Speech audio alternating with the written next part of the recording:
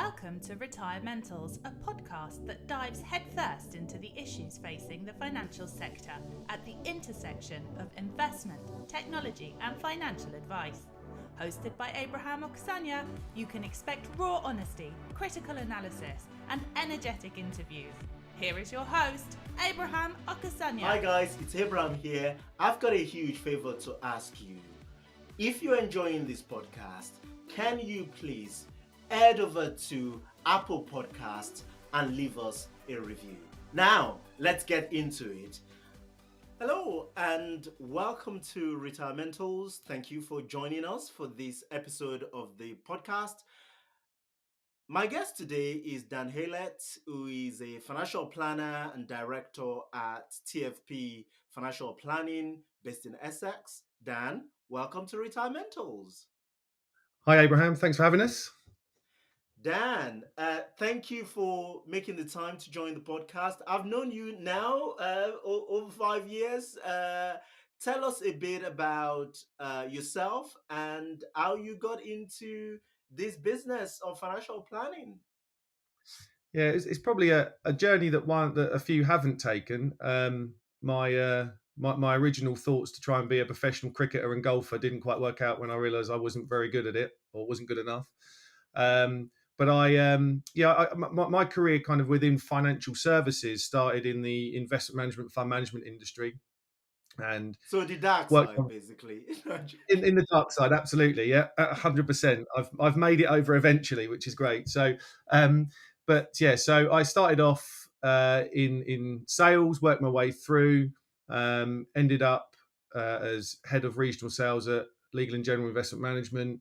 And really throughout that period of my career, I toured the country and worked with financial advisors and planners in and around their investment proposition. I think we met at that point as well many years ago when I was on that side of the fence, and throughout that period saw the good, the bad, and the ugly of financial advice and what was going on, and always had in my head that I wanted to make the jump at some point, but found it pretty challenging to jump off the treadmill of corporate world, but also find the right person and business to be able to make that leap with. And very fortunate kind of 5 years ago now that I kind of had a conversation with Casey, the other director at TFP, and stars were aligned, thoughts were aligned, plans were aligned. I'd known Casey for a number of years, and we had a really good chat, understood what he wanted to do, understood what his business was about, and took the leap to do that. So I don't think there's many people that have really made that change from investment management world to planning world, and it's really helped me shape what I want to do. And I'm sure we'll get onto investments later. But Why is it so difficult, though? To jump from, say, head of sales, at an asset management business, or even, BDM. Why is it so hard to jump into that? Jump from that into financial planning. Yeah, I don't know. I think it's more. I think it's more common when you see kind of platform sales people seem to do it a lot more than the investment management side fund sales guys.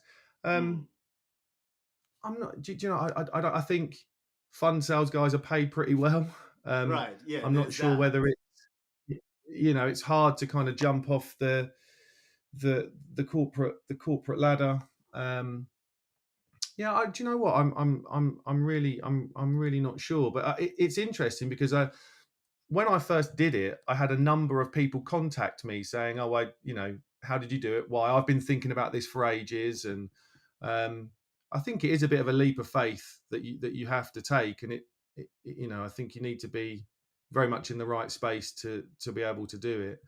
And I wish more would do it because there's some great guys in fund sales that have got knowledge of a lot of things that they could bring to the table, and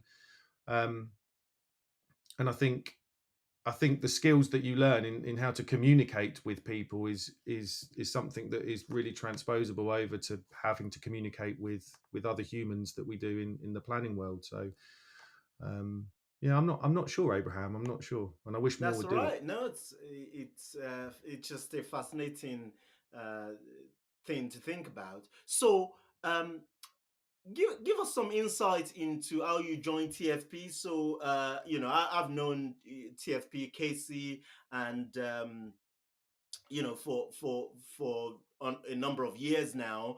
And I remember at the time when you were coming in essentially as part of that, shall we call it, succession plan for Ian, who was actually the original founder of TFP. Talk us through that process. Did you buy into the business at that point? What was that journey like? Yeah. So yeah, part of the conversations I had with Casey, and one of the reasons why I kind of wanted to do it was there was the ability to be able to be a director, be an owner, um, and Ian was very much in the latter stages of his career and wanted to move on and exit. Um, so I think, actually going back to what you just said, I think it's a big thing. Right? I think you leave corporate world, and I want to leave. I wanted to leave corporate world and actually not go into another kind of smaller corporate structure. I wanted to be my own boss and to have a business and to work like that. So I think it's rare that you get that opportunity. So I leapt at it. Yeah, so really joined. I didn't buy into the business there and then. It was very much kind of written down and all part of the plan to be able to do it at a certain point. Um, I purposefully started from the ground up. I wanted to embed myself in the business and and start from the bottom. And what I did running around selling and working with the financial planners on the investment side, I never really got into the crux of the admin and what needed to be what done there. So I very much made sure I took a good year, 18 months for that before I kind of become authorized and started giving advice. So I wanted to really kind of take my time and learn and understand everything about what real lifestyle financial planning was about, and that's kind of why I joined there, because that's the thing I wanted to deliver. Um, and yeah, so we were due to kind of do the deal. The kind of deal is to kind of buy in and lump sum investment into the business, and then obviously a pay away for Ian would then come about over the course of the next 7-8 years. And COVID hit, which was great, which delayed it slightly and took us on a bit of a roller coaster to kind of finalise all of that transaction. But yeah, it's been a roller coaster of a journey, and I think if I did it again, I probably wouldn't change it. I loved getting into the weeds of the business and really understanding everything and developing my own thoughts and styles and practices. Kind of going into meetings and watching and listening, and had the opportunity to really step back and listen to people and ask questions of other financial planners that I knew and people like yourself, and be able to kind of really submerge myself into what I wanted to do without kind of having to relearn loads of stuff, which was really good. It's fascinating that a couple of things that jump at me here is, the fact that, first of all, you had to yourself be financially,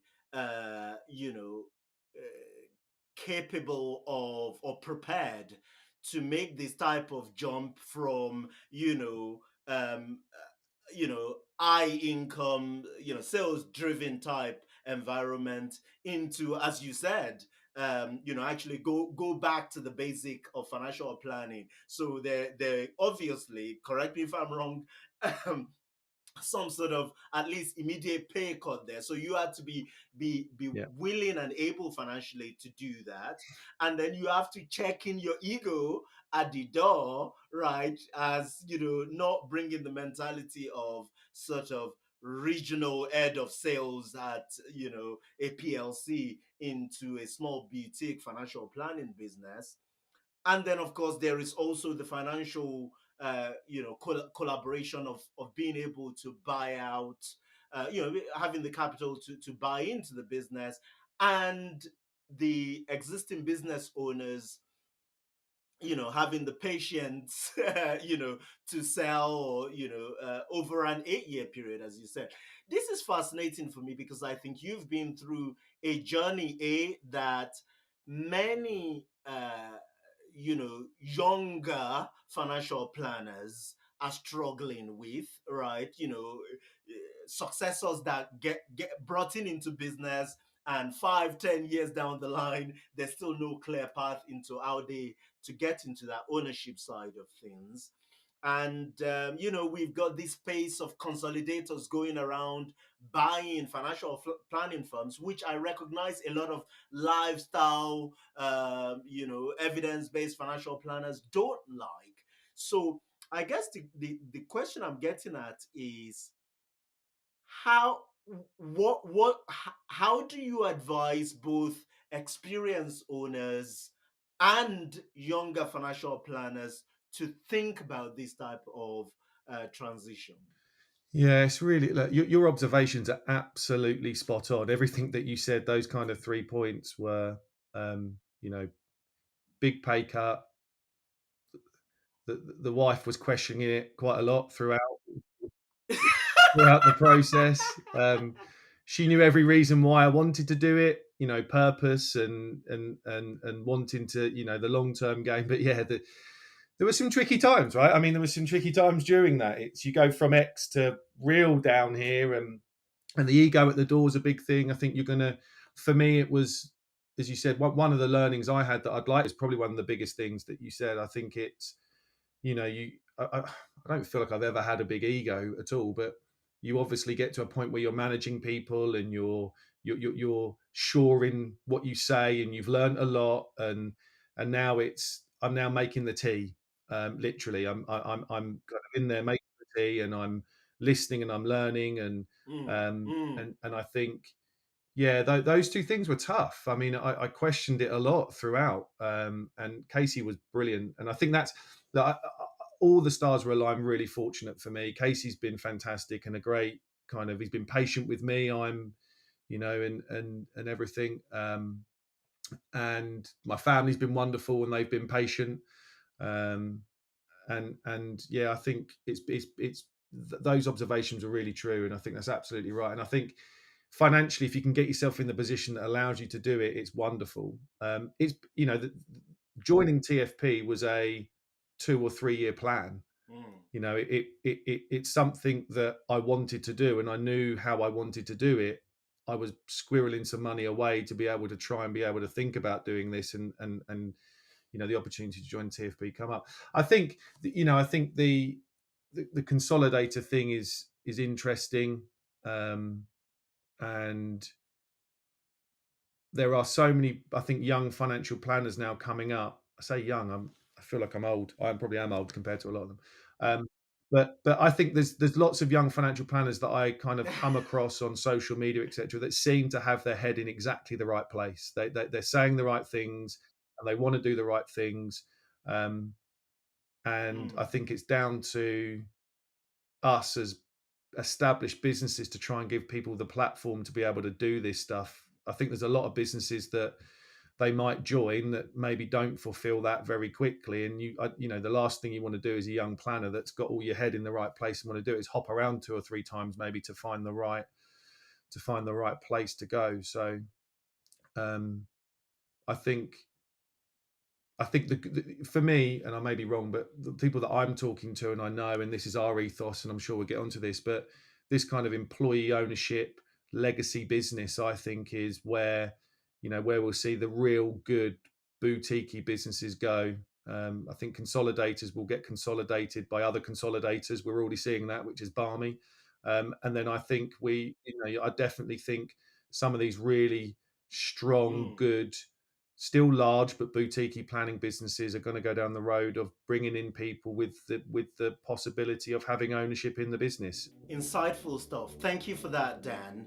Now we're just going to take a quick break and hear from our sponsors. Nikki Heaton Jones is the Managing Director and the Chief Investment Officer at Betafolio, the high-tech, low-cost, discretionary model portfolio manager. Typical model portfolio service costs about 36 basis points. That's in addition to the funds, the platform, the advice fees. Tell us a bit about Betafolio's view and approach on fees.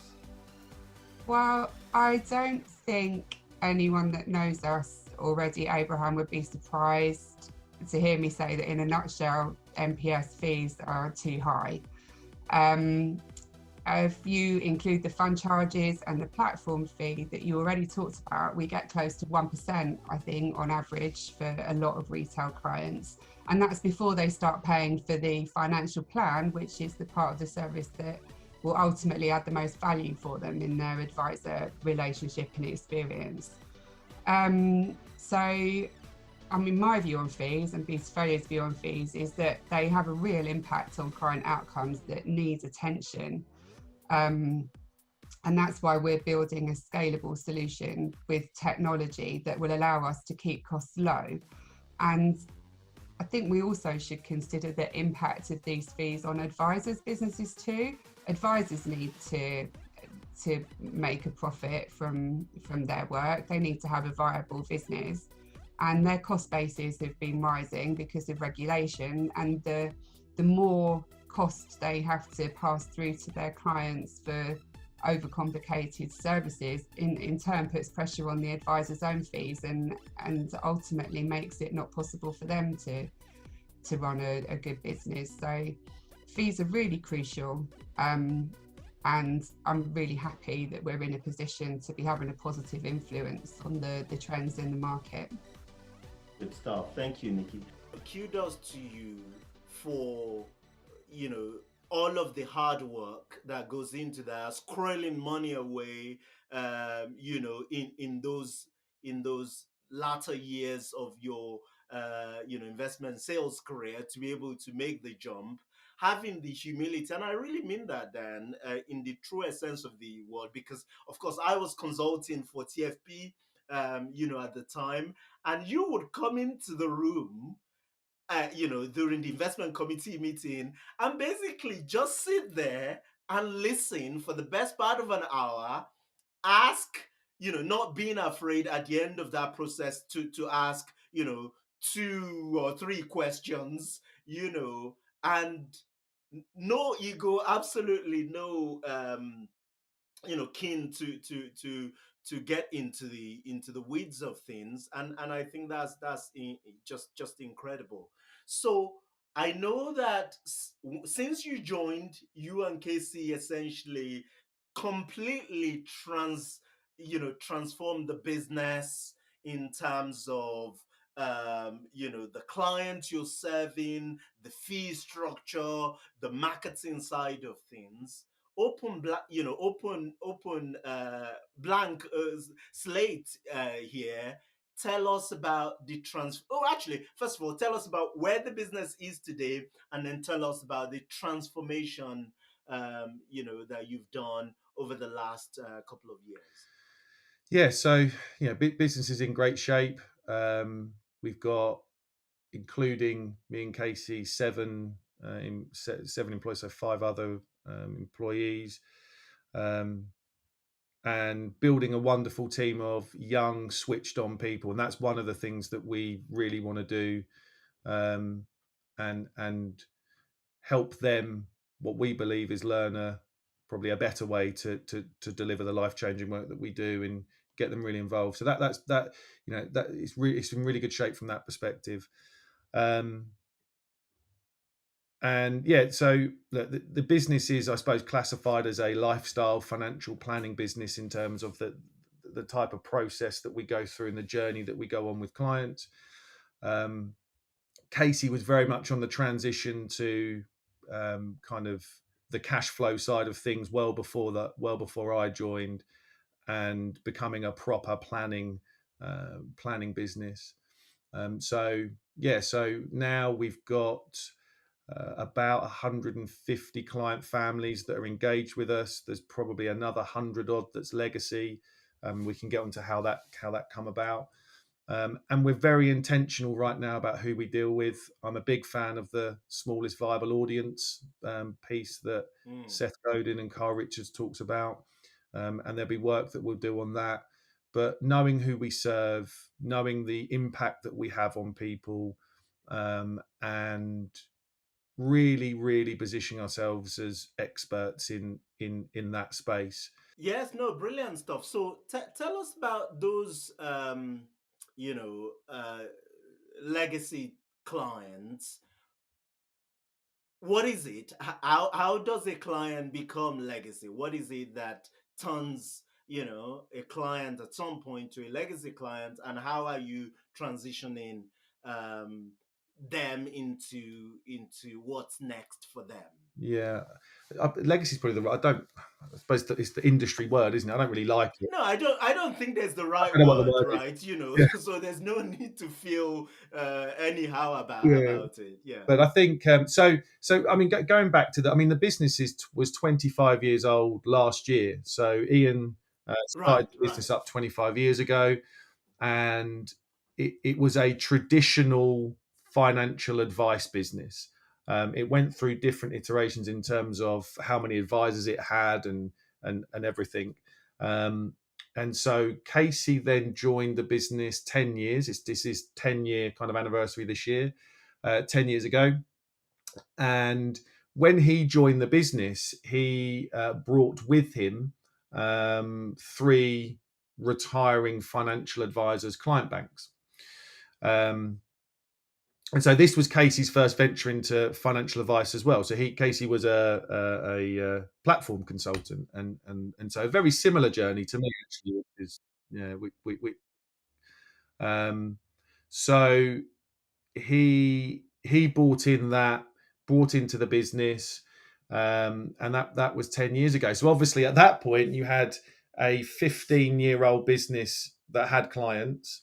You then had 3 client banks come in that Casey had brought in, and kind of move. I think they went through a couple of years of pain and hell to kind of get all that sorted. And then at that point, Casey was, very much bringing in lifestyle planning, cash flow modeling, and everything into the business and transitioning clients into that. And then, so really what's happened. And so I joined 4 years ago, and I can get into kind of what we did from there. And as over the last couple of years, definitely kind of understanding who we work best with. And the kind of the legacy side of the business is very much those clients that are not engaged with financial planning. We provide them with, a "we're here if you want us" service, our definition. And I think that where the business is going and what we're doing at the moment, as well as bringing clients in, we're talking to existing clients that fit the bill of planning and seeing if they want that service. If they don't, they go into kind of an investment management service, for want of a better phrase. It's kind of, "we're here if you want us." And then we're very much intentional about finding probably a much better home for these. So I'm a big fan of going, I think those clients will be a financial advisor's really good clients, and will be able to service, them a lot better than we will, because our direction of travel is with a couple of financial advisors that we've been speaking to, that we know, that we really like and respect, that are a very different business to us in a different stage. And I think they would love some of these clients to be able to do it. And I think that's the best thing to do for them. So that's kind of, and I think what that then allows us to do is that frees up our time and energy to be able to really go full into into the kind of clients that we want to work with, because they are more complex and they take up more of our time. And that's kind of the direction of travel that we're going. But it's not a wholesale, here's this bunch of clients, here they go. It's very much doing it kind of slowly, surely, the right way, ensuring that they're comfortable with where they're going and why. And yeah, and then kind of moving them on to someone that we feel will do will be better placed to serve them as they need to.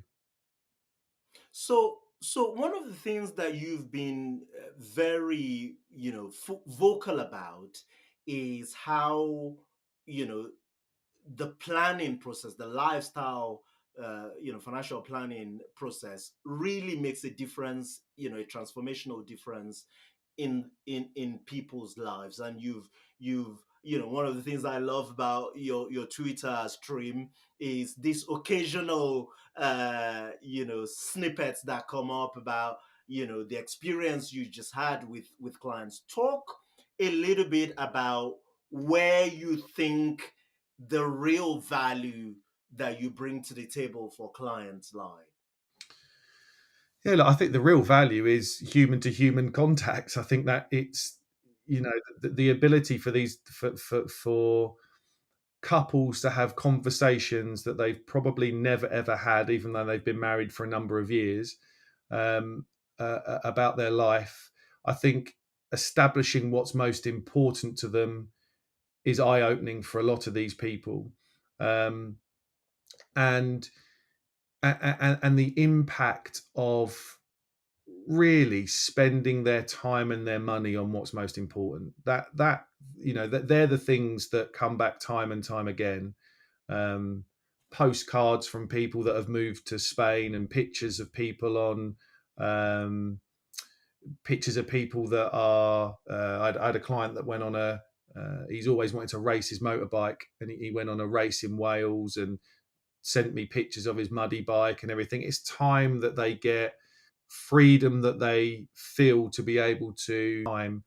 That's you can't put a price on that stuff. It's just so ability for them to pick the phone up and call us and come and see us, open door policy, know that we're there for them, know that we're there for them if anything ever happened. All these things I think are the most important part of the service that we provide, and the relationship we have with them.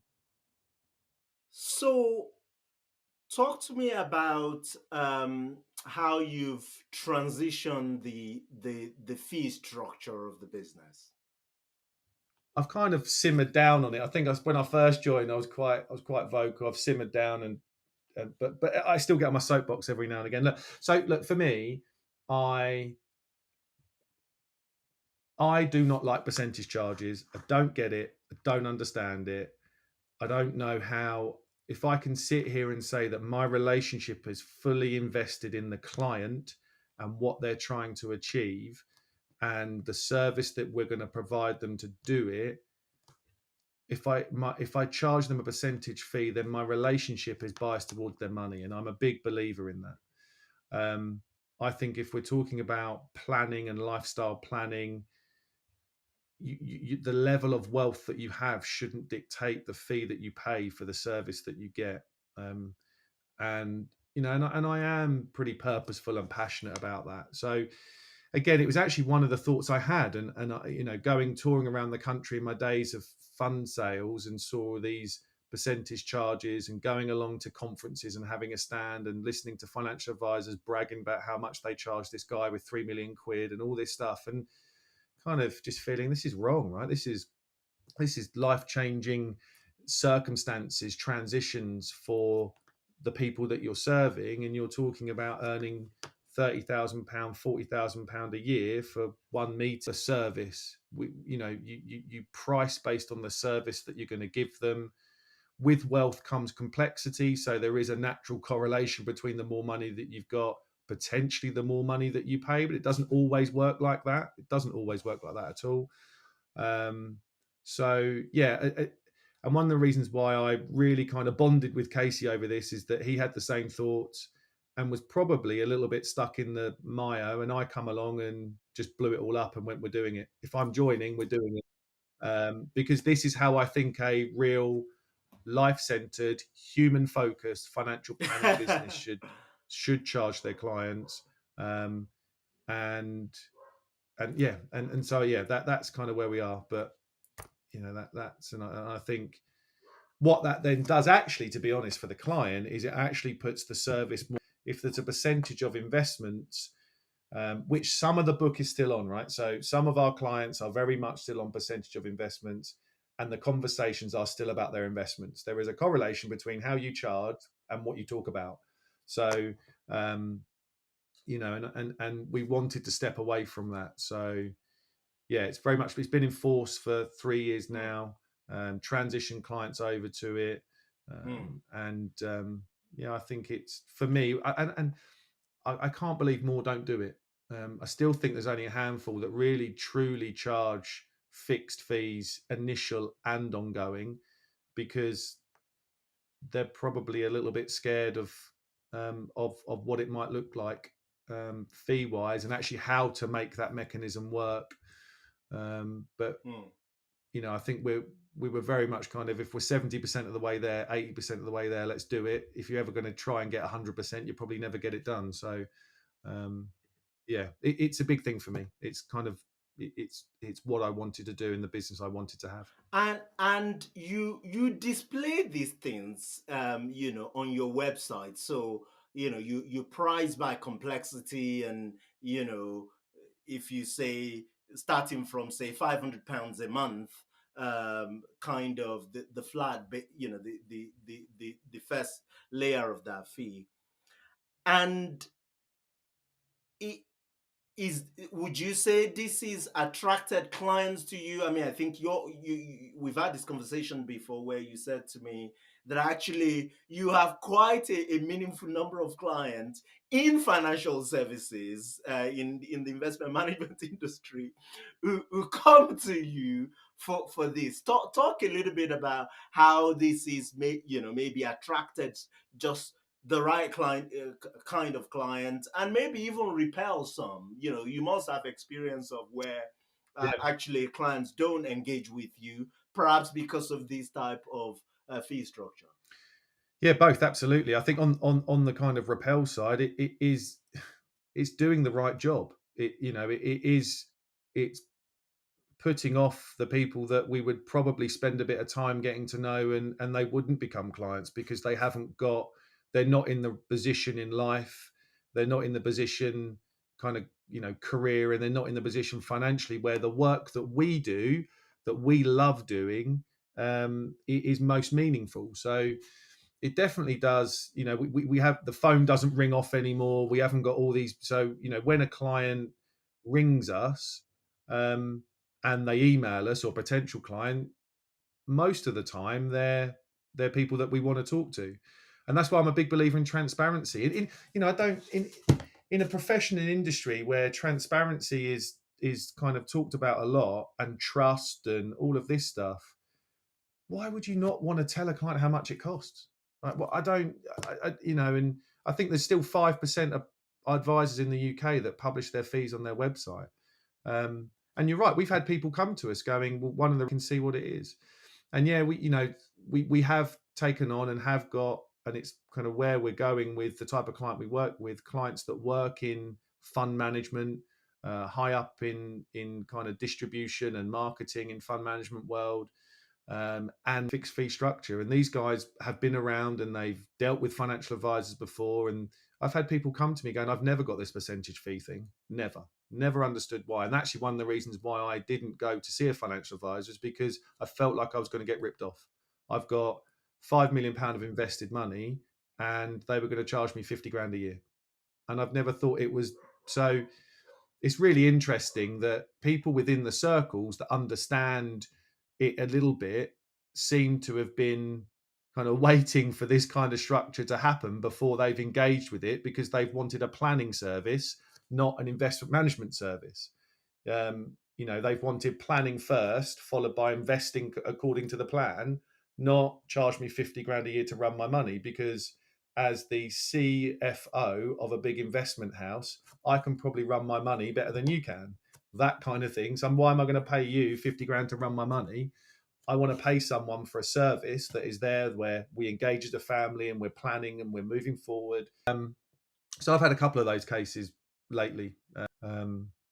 but often the impact or the result of a planning led approach to planning, right? Life focused. I struggle to find the right phrase for, we've tried lifestyle financial planning.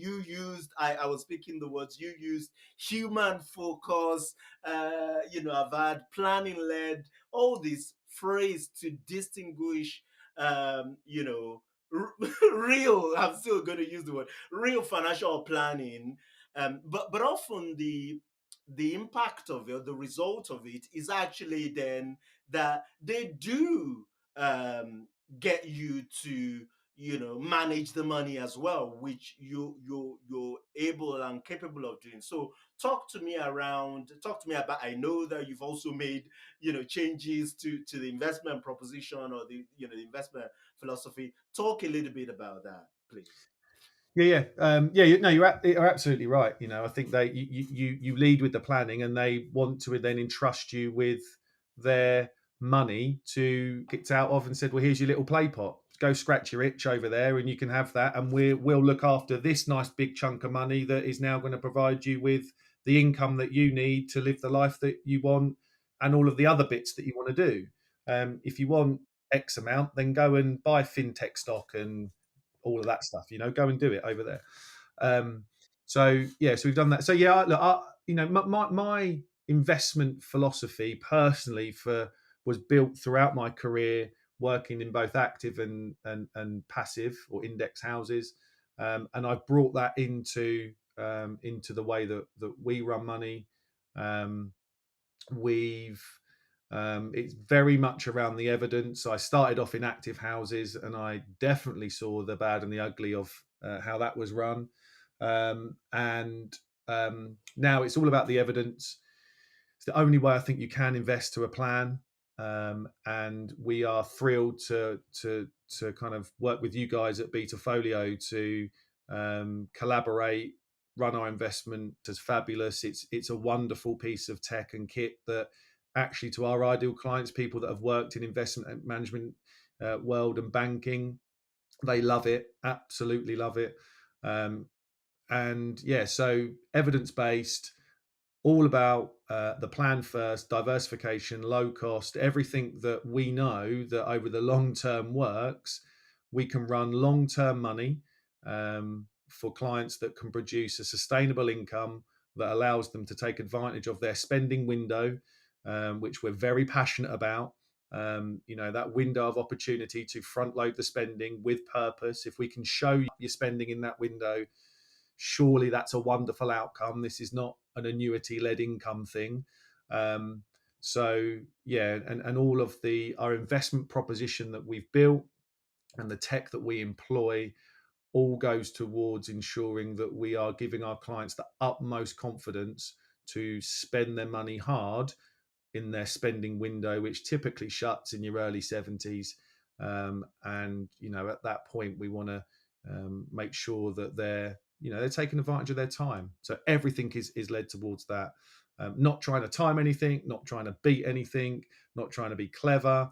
And these guys love it. I mean, I've got clients that have worked in active fund management for years that are very, very, very happy that their own money is being run the way that we run it, which is a very interesting concept to me. So yeah. It's fascinating. One of the things I like to do when I meet not financial advisors, but investment management people, um, is to kind of ask them what's in their own portfolios.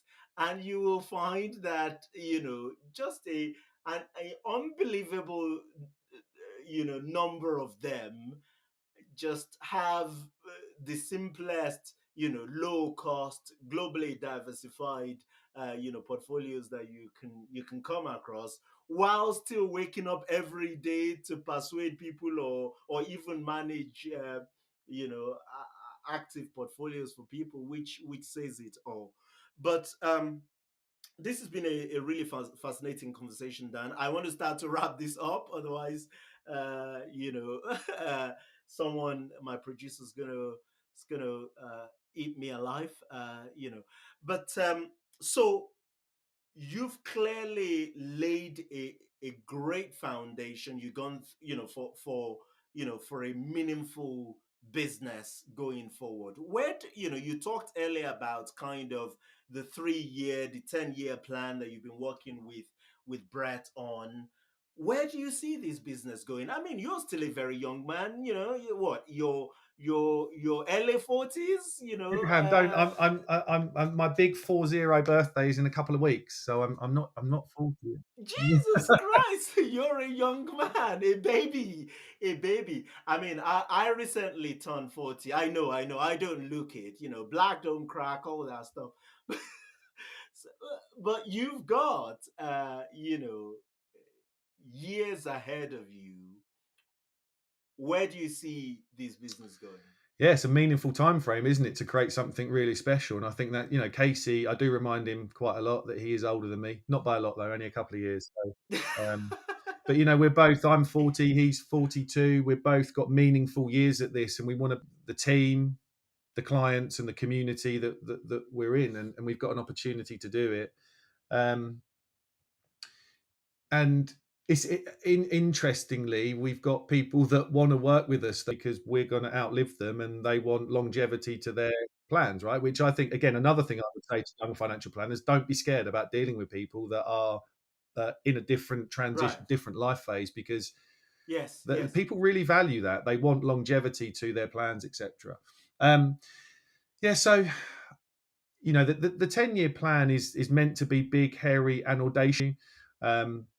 And so for us, it's building something that retains the ethos that we've got now, but is obviously bigger, serving more people, allowing more young people to come through schooling, whether it's kind of high school or into university, providing a pathway for people to see financial planning and the various different aspects of financial planning all as careers, whether it's admin or team leading or para planning or office, practice managing. Doesn't always have to be that you kind of move yourself through into a financial planner's role. And so we want to build something meaningful that, that the local community has, schools around it, working with them to offer routes into that. So that's really important to me and Casey. We love working with younger people and educating them. And who knows what I don't like stuff because I don't want to be stuck to that. But build something that's really meaningful. And then for me, I think, look, we've got a good number of years at this. We want this business to have lots of longevity on it. The employee ownership route is something we are both focused on going down.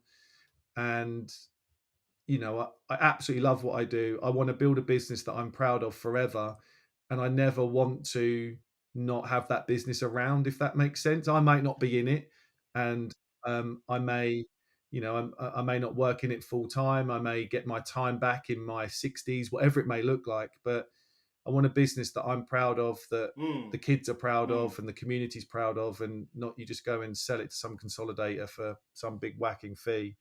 So that's the kind of direction that we definitely want to go down. Incredible stuff. Dan, I've really enjoyed our conversation. I love, the humility that you bring to the process. I love the sort of the long-term thinking and the, as you said, just the down-to-earth approach. So thank you very much for taking the time to have a conversation with me on the podcast. Keep doing the great work that you're doing. Yeah, you too, Abraham. You've been awesome. You keep fighting that fight, and what you're doing is massively supporting what we do, Timeline and Betafolio, and has huge impact on what we're doing with clients. So keep putting your head above that pit, and keep saying what you're saying, because it's we're in it to transform this. So I'm grateful to you too.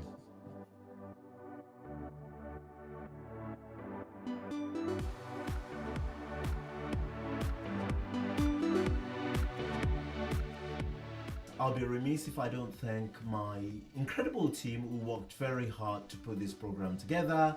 Thank you very much, guys. I'd like to thank our sponsors, Timeline app, the retirement planning software, and Betafolio, the high-tech low-cost flat fee model portfolio manager.